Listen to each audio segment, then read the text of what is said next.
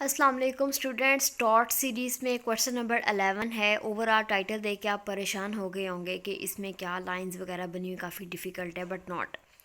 Classification of taught पे ये question है और ये आप कह सकते हैं कि ये टॉपर लेवल का क्वेश्चन है। टॉप अगर आपने करना है टॉट के पेपर के अंदर, और वो भी क्वेश्चन अगर आपको आ गया क्लासिफिकेशन ऑफ टॉट पे, यहाँ पे क्वेश्चन आ गया डेफिनेशन और क्लासिफिकेशन ऑफ टॉट। डेफिनेशन में तो आपने वो वाला क्वेश्चन नंबर 10 जो हमने किया उसमें आपने चीज़ें लिख ली, लेकिन classification of taught overall classification है जिसमें हर किस्म का टॉट आ जाता है। काफ़ी ज़्यादा बुक्स को कंसल्ट करने के बाद ये वीडियो अपलोड कर रही हूँ मैं। तो इसमें बेसिकली टॉट्स जो हैं वो 3 तरह के हैं ओवरऑल कैटेगरी में। कुछ हैं जो टॉट अफेक्ट करते हैं पर्सन को, यानी कि इंसान को नुकसान पहुँचाते हैं। कुछ ऐसे टॉट हैं जिसमें लॉस प्रॉपर्टी को होता है। कुछ ऐसे लॉस हैं जिसमें जिसमें दोनों को लॉस होता है, यानी कि पर्सन को भी लॉस होता है और प्रॉपर्टी को भी डैमेज होता है। अब जो टॉट्स पर्सन को लॉस काज करते हैं, जो टॉट इंसान की ज़ातियात पर अटैक करते हैं, उनके अंदर डिफरेंट टॉट्स आ जाते हैं, जिसमें असॉल्ट है, बैटरी है, मेहम है, फॉल्स इम्प्रिजनमेंट है, libel, slander, malicious prosecution, abuse of legal process, marital rights, right to service. जो टॉर्ट्स अफेक्ट करते हैं आपकी प्रॉपर्टी को, यानी कि प्रॉपर्टी को नुकसान पहुंचाते हैं, उनमें आ जाता है ट्रेसपास, डिस्पोजेशन, ईजमेंटरी राइट्स की violation, cylinder of title, cylinder of goods, conspiracy, copyright claim, trademark. ठीक है। और जो टॉर्ट अफेक्ट करते हैं बोथ, यानी कि दोनों प्रॉपर्टी को भी पर्सन को भी, उनमें आ जाते हैं नेग्लिजेंस, न्यूजेस और फ्रॉड। अभी ये तो हमारे पास होगी मेन कैटेगरी। अब आपने ये देखना है कि जो टॉट्स पर्सन को अफेक्ट करते हैं, पर्सन में भी डिफरेंट चीज़ें आ जाती हैं। पर्सन में इंसान की बॉडी आ जाती है, पर्सन में इंसान की फेम आ जाती है, उसकी इज्जत आ जाती है, उसकी रेप्यूटेशन आ जाती है, उसकी आज़ादी यानी कि फ्रीडम आ जाती है, उसके डोमेस्टिक पर्पसेस, डोमेस्टिक राइट्स आ जाते हैं, यानी कि घरेलू उसको जो राइट्स हैं, जो हकूक़ हासिल है, वो आ जाते हैं। तो आपने करना ऐसे है कि जैसे मैंने मैप बनाया है ना, आपने इसको नीट फॉर्म में बनाना है। ठीक है। आपने पहले बताना है कि ब्रॉडली टॉट्स जो है वो 3 तरह की कैटेगरी में होते हैं। ऐसे टॉट जो अफेक्ट करते हैं पर्सन को, ऐसे जो प्रॉपर्टी को अफेक्ट करते हैं, ऐसे जो बोथ को अटैक करते हैं या हार्म काज करते हैं। अब आपने बताना है वो टॉट्स जो पर्सन को हार्म काज करते हैं या डैमेज काज करते हैं उसकी बॉडी में।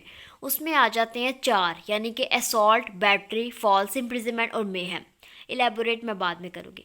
मेन आपने बताना है कि जो पर्सन में आते हैं, पर्सन की बॉडी को जो नुकसान पहुंचाते हैं, वो 4 है, यानी कि असॉल्ट, बैटरी, मेहम और फॉल्स इम्प्रिजनमेंट। जो पर्सन की रेप्यूटेशन को, उसकी इज्जत को नुकसान पहुंचाते हैं, उसमें 2 क्राइम आते हैं, 2 टॉट आते हैं। एक है लाइबल, एक है सिलेंडर।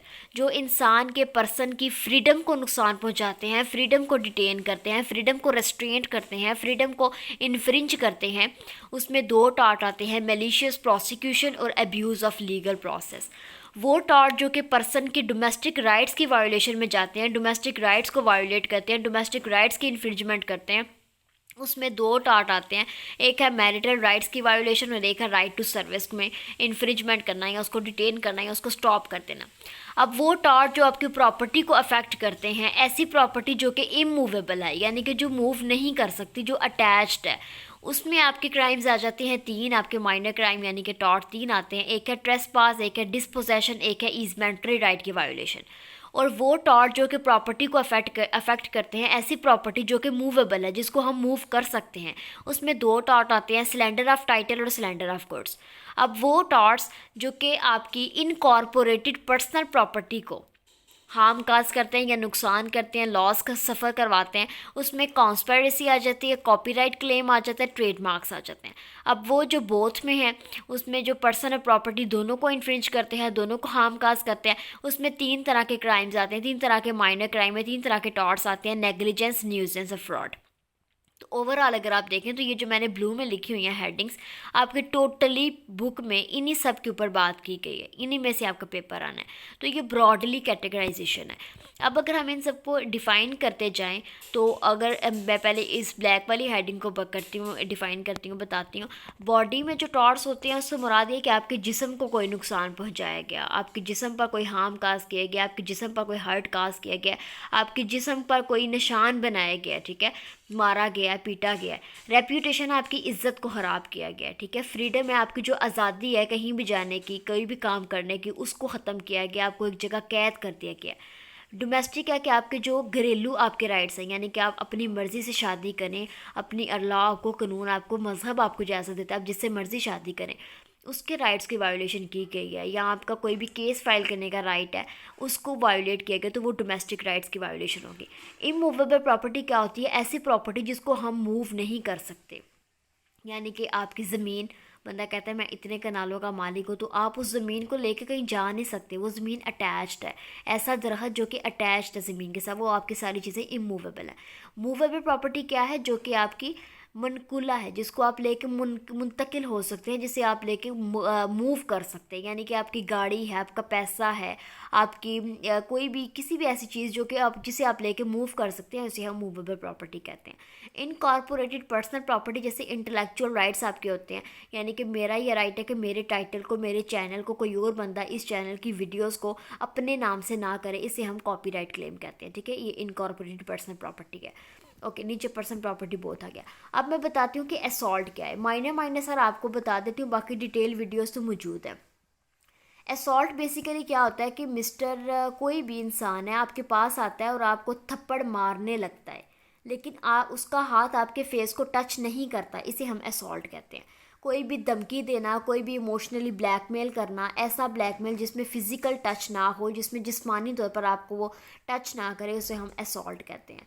यानी कि आप कह सकते हैं कि आपको दूर से ही कोई इशारा कर देना या फुल पास लेके आ जाना, लेकिन टच ना हो, जैसे ही वो टच होगा वो बैटरी हो जाएगा। बैटरी क्या है? बैटरी फुल माइनर में आपको थप्पड़ से स्टार्ट होगा मर्डर करने तक, यानी कि ऐसा फिजिकल कांटेक्ट आपकी बॉडी को जब टच किया जाता है उसे हम बैटरी कहते हैं। मेहम क्या होता है? मेहम से मुराद वो तमाम हर्ट्स आ जाते हैं जिसमें आपके जो फाइटिंग लिम्स हैं, यानी कि वो चीज़ें, वो आपके बॉडी पार्ट्स जिनसे आप अपने आप का बचाव करते हैं, अपने आप को बचाते हैं किसी भी बड़े हार्म से। अगर कोई इंसान आपको मारने लगता है, आप उसका हाथ पकड़ लेते हैं, तो अपने हाथ से पकड़ेंगे तो आपका जो हाथ है वो एक फाइटिंग लिम्ब है, वो मारने दाड़ने में काम करता है, मदद करता है। आपका जो पाँव है वो आपकी प्रोटेक्शन करता है, कोई भी इंसान मारने लगा वो उसे टांग मारते हैं, आपकी टांग आपको बचाती है, आपका दिफा करती है, तो इसे हम फाइटिंग लिम्ब कहते हैं। आपके दांत है, किसी को आप बाइट करते हैं तो ये भी आपका फाइटिंग लिम्ब है। अगर कोई इंसान आपके फाइटिंग लिम्स में से किसी चीज़ पर हर्ट काज करता है, आपका हाथ तोड़ देता है, आपकी टांग काट देता है, आपके दांत तोड़ देता है, उसको हम कहते हैं कि इसने मेहम काज किया। यानी कि ऐसी चीज़ें जो आपका दफा करती हैं, अगर उनको रिमूव कोई इंसान करता है, उनके ऊपर कोई जख्म काज करता है, तो हम कहते हैं इसने मेहम काज किया, और मेहम एक टॉट है। फॉल्स इम्प्रिजनमेंट क्या होता है? अगर कोई इंसान आपकी आज़ादी को रोक ले, आपको फ्रीडम आपकी जो है उसको रिस्ट्रेंट कर ले, आपकी फ्रीडम को इन्फ्रिंज कर ले, आपको कहीं जाने ना दे, आपको कैद कर ले किसी भी एक्सक्यूज़ के बगैर, आपकी मर्ज़ी के बगैर, आपको एक कमरे में बंद कर दे कि आप कमरे से नहीं निकल सकते, उसे हम कहते हैं फॉल्स इम्प्रिजनमेंट किया। लाइबल क्या होता है? अगर कोई इंसान लिख के आपके खिलाफ कोई ऐसी पब्लिकेशन कर दे, कोई ऐसी चीज़ लिखे आपके खिलाफ जो कि आपसे रिलेट नहीं करती, आप में मौजूद नहीं है, आप एक ईमानदार आदमी हैं, और आपके खिलाफ कोई इंसान न्यूज़पेपर में छाप दे कि ये इंसान करप्शन करता है, या ये इंसान चोर है, या इसके ऊपर कोई लाखक मौत वाली इसकी बीमारी है, या ये इसने जो कुछ पैसा कमाया वो सारा हराम का है, तो ये सब चीज़ें लाइबल आती हैं। ये डेफामेशन की यानी कि हत्या की इज्जत की एक काइंड है। इसी तरह स्लैंडर जो है, स्लैंडर भी आपकी एक किस्म की डेफामेशन की काइंड है। स्लैंडर क्या होता है? कोई इंसान बोल के आपके खिलाफ ऐसे कमेंट्स पास करे जो कि फॉल्स हैं, जो कि गलत हैं, जिनका सच्चाई से कोई ताल्लुक नहीं है। इन सब के ऊपर डिटेल वीडियोस बनी हुई है, मैं बस ओवरऑल व्यू दे रही हूँ। मेलिशियसली प्रोसिक्यूशन क्या होता है? मेलिशियस प्रोसिक्यूशन ये है कि कोई इंसान आपके खिलाफ गलत किस्म का केस फाइल करे। कोई इंसान आपके खिलाफ केस फाइल करे कि इस बंदे ने मेरी मोटर बाइक चोरी करी, जबकि आपको तो पता भी नहीं वो इंसान रहता कहाँ है, तो वो मलीशियसली आपके खिलाफ केस फाइल करने के लिए, आपके खिलाफ रिकॉर्ड बनाने के लिए, आपका क्रिमिनल रिकॉर्ड स्टेबल करने के लिए आपके खिलाफ कोई केस फाइल कर दे, फिर प्रोसीडिंग चलने, अदालतों से आपको नोटिस आए, आपको वकील हायर करना पड़े, और एज अ रिज़ल्ट कोर्ट आपको बाइज़्ज़त बरी कर दे कि इस इंसान ने ऐसा नहीं किया, ये बात प्रूव हो जाए कि ये इंसान इनोसेंट है, तो बाद में फिर आप कहेंगे कि मुझे मेलिशियसली प्रोसिक्यूट किया गया, मुझे हसद में आके मेलिशियस का वर्ड मेलिस से निकला, और मेलिस का मतलब होता है हसद, बुरी नीयत के साथ कोई, फिर आप कहेंगे मुझे मेलिशियसली प्रोसिक्यूट किया गया।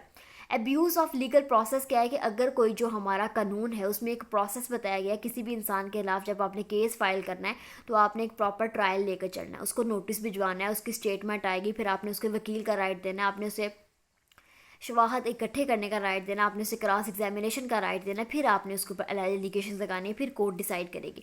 लेकिन अगर कोई ऐसा केस है जिसमें इंसान को इन तमाम हकूक़ से महरूम कर दिया जाता है, उसको वकील हायर नहीं करने दिया जाता, उसको एविडेंस कलेक्ट नहीं करने दिए जाते, तो इस केस को हम कहते हैं कि ये abuse of legal process. Abuse का मतलब होता है गाली देना, यानी कि जो लीगल प्रोसेस है, जो प्रोसेस लॉ ने बताया है, उसको गाली दी जा रही है, उसकी वायोलेशन की जा रही है, तो ये अब्यूज़ ऑफ लीगल प्रोसेस है और ये टॉर्ट है।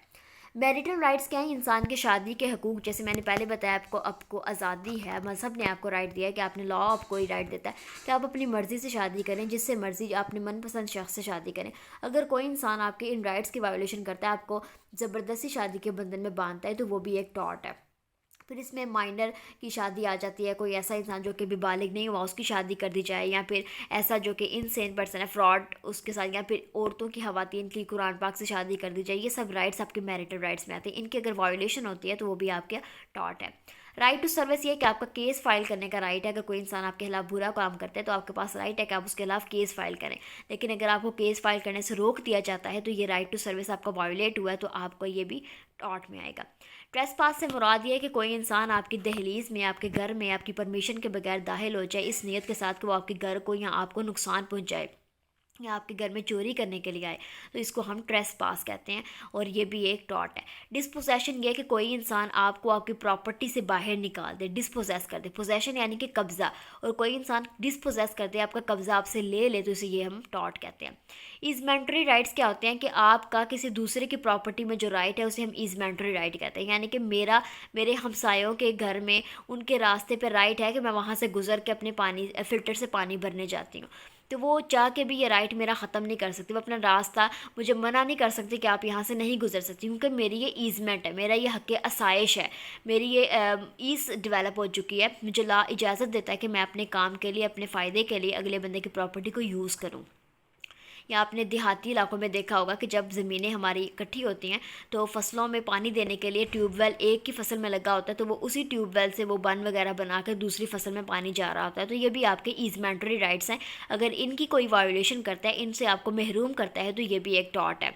उसके बाद सिलेंडर ऑफ टाइटल है, कोई इंसान बोल कर आपका जो टाइटल है, मेरे चैनल का जो टाइटल है, या आपकी कोई प्रोडक्ट है, आपका कोई डेयरी है या आपकी कोई रेस्टोरेंट है, उसका जो टाइटल है उसके ऊपर कोई बात करता है कि टाइटल डिफेक्टिव है या इसने चोरी किया टाइटल, किसी और का टाइटल अपने नाम से यूज़ किया, तो वो भी एक टॉर्ट है। सिलेंडर ऑफ गुड्स ये है कि मेरी बनाई हुई चीज़ें, मेरा जो बर्गर मैं सेल करती हूँ, उस बर्गर में कोई इंसान कोई फॉल्ट निकाल दे या उसके ऊपर कोई एलिगेशन लगा दे, इस बर्गर में हराम जो है वो गोश्त लगाया जाता है या गधे का गोश्त डाला जाता है या इसमें चीज़ें जो है वो गलत वे से यूज़ की जाती हैं, तो ये भी मेरा सिलेंडर ऑफ गुड्स है, ये मेरी डेफॉर्मेशन है, मेरी हत्या की इज़्ज़त है मेरे गुड्स की, तो ये भी एक टॉर्ट है।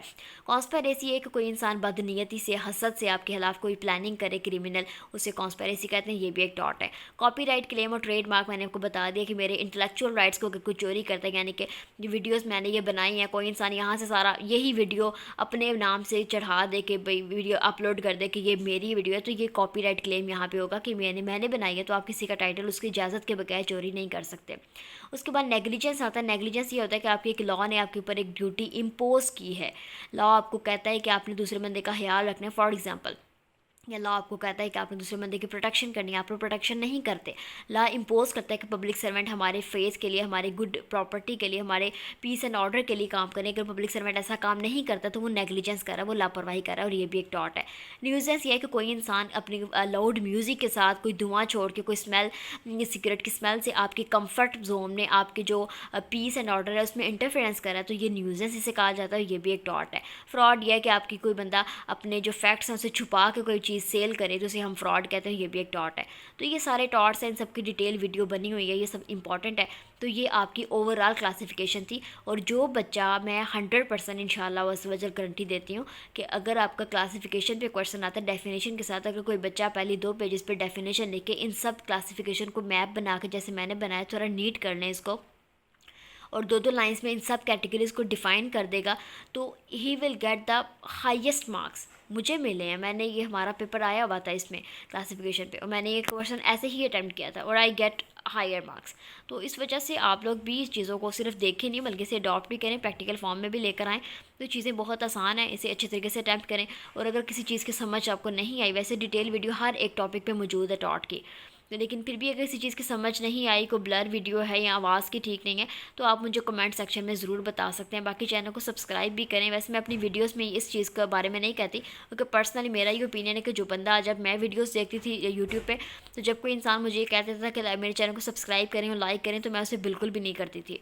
तो मैं ये यूजुअली इस चीज़ से ज़रा आ रही हूँ, मैं नहीं कहती सब्सक्राइब करें, लेकिन आप फिर खुद कर लिया करें कि वीडियोस अच्छी लगती हैं, लाइक भी किया करें, कमेंट भी किया करें, और अपने दोस्तों के साथ, फैलोज़ के साथ शेयर भी किया करें, ताकि उनकी नॉलेज भी इन्हांस हो। Thank you so much for watching.